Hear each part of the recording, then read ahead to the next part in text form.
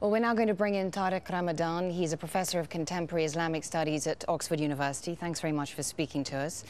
In amidst the intensive media coverage, we've seen the strong language from leaders all around the world and the sense of grief and despair that is being felt not just by the families of the victims of yesterday's attack, but also many people across Europe. What is important about yesterday's attack? What is it that we need to understand? Just put it into some context for us. Look, I think first, as a Muslim scholar dealing with this, we have to, we have people who use Islam or refer to Islam, and we have to say we are condemning this. This has nothing to do with our religion. And second, to pay tribute to the victims and the victim families. This is also very important to start with. The second thing is also to stick to some principles that we have.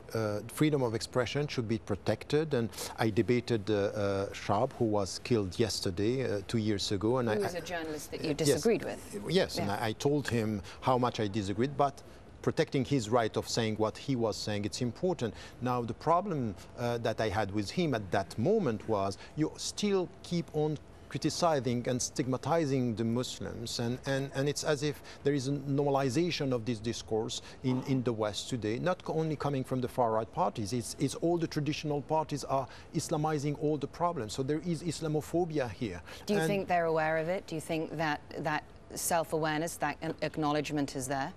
By the Charlie Hebdos? Well, no, not just by the far-right parties, but also the traditional parties that you mentioned. Yes and no, because the problem is that now we have this kind of standardization of this, a normalization of this discourse, and the problem that 6 years ago, Cine, who was a cartoonist in the same journal, criticized or made a joke on the Jewish affiliation of Sarkozy's son, and he was fired within 2 weeks. And my question to them was then, how come you are speaking about freedom of expression and there is a double standard? If we are against racism, we should be against all racisms. And if we are for freedom of expression, it has to be the same for all. Do you think that Islamophobia is viewed as a form of racism? It should be, and it's not acknowledged as such. And the fact that we need also to say, I'm ready to get any type of criticism against, our principles as Muslims are being ready for this. And this is what I said from the beginning. I was one of the first to say Salman Rushdie fatwa was not a religious fatwa, it was a political fatwa. And then what I said also when it came to the cartoons, the Danish cartoons, is I told the Muslims, take a critical distance, don't be involved, this is a trap. Just say we don't like it and be beyond this, full of dignity. But they don't always do that.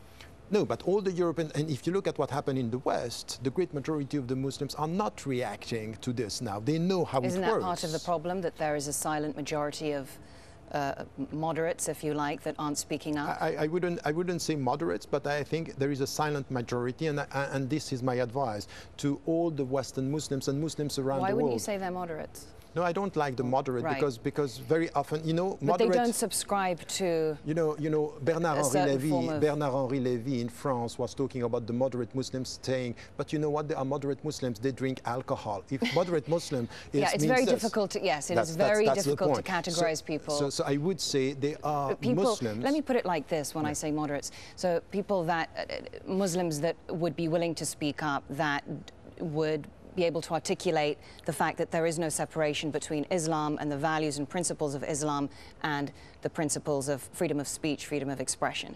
Yes, but that's exactly. So these are Muslims, by the way. This is what we have to promote this. And you are right on one point. We need to have more vocal people in the West, and we have to stop being reactive, and we have to stop isolating ourselves. I'm a Western citizen. I am a European citizen, and this is the time for us to be mainstream and not only to talk about Islam, because very often I'm invited to speak as a Muslim about Islam. We need to talk about education. We need to talk about social justice. We need to talk about economy. We need to talk about the issues that we are dealing with in the West. This is something which is very important. And then there is one thing that we have also to add to this.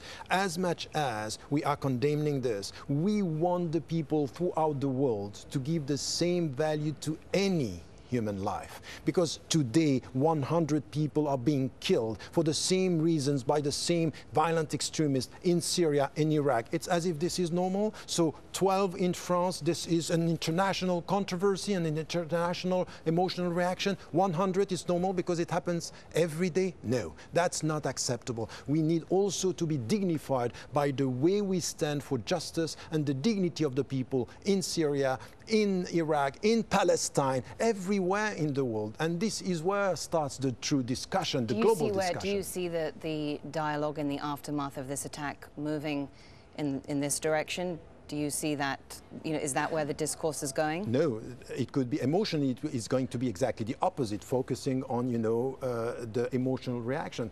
But we have a responsibility today in this global world to stop reacting emotionally and to become wise with our principles, to reconcile ourselves with our principles, meaning we have to come to the big picture. And the big picture is today the West and some Western governments targeting are now asking the Muslims to apologize, are themselves involved in killing millions and hundreds of thousands of people by policies that are not giving value to their life. Today, the standard is that the life of the Arabs and the life of the Muslims has less value than the life of Westerners. Tariq, that's not good. Let me ask you Let me ask you to tell us a little bit more about the attack that took place specifically yesterday in Paris. And of course, there were certain Islamic-related slogans mentioned during the course of that attack, but I know that you're making it very clear that there is absolutely no link between Islam and Islamic principles and what we saw yesterday. In terms of the nature of the attack itself, many people have described it as being carried out with military precision. When you look at the planning and the execution of it, how does it compare with similar attacks, acts of violence that we've seen in the past? There are many questions that we still have to ask because, for example, what happened in September 11, what happened in Madrid, what happened in London, and now what is happening in France. We heard yesterday that they left their identity cards, 2 identity cards in the car. It's just so sophisticated as to the means and so silly as to the things that they are leaving behind. I think that we need to ask question, who are these people? How come they can do this? How come, for example... Does it resemble more a bank robbery than as opposed to an act of violence in the name of some sort of cause that you've seen in the past? Quite clearly, they were referring to Islam and they said this was the Prophet's revenge. And what I responded to this, no, it's not the Prophet's revenge, it's you betraying Islam and our religion. Now, what we need to get is to go deeper than that. In even knowing who are these people, how they are involved in this, what are the connections, what is the role of the intelligence in the whole thing? Where are they? How come is this possible in such a way? How come it is possible to go and to do this and then to get a hint about what we are going to get, how we are going to get them by having their identity card in the car. So I think that we have to condemn, but we should not be naive. We should go deep in questioning after what is happening in a wise way, what are the consequences and what are the elements that were known by the intelligence and the French intelligence in the first place. Tariq Ramadan, thank you. Thank you.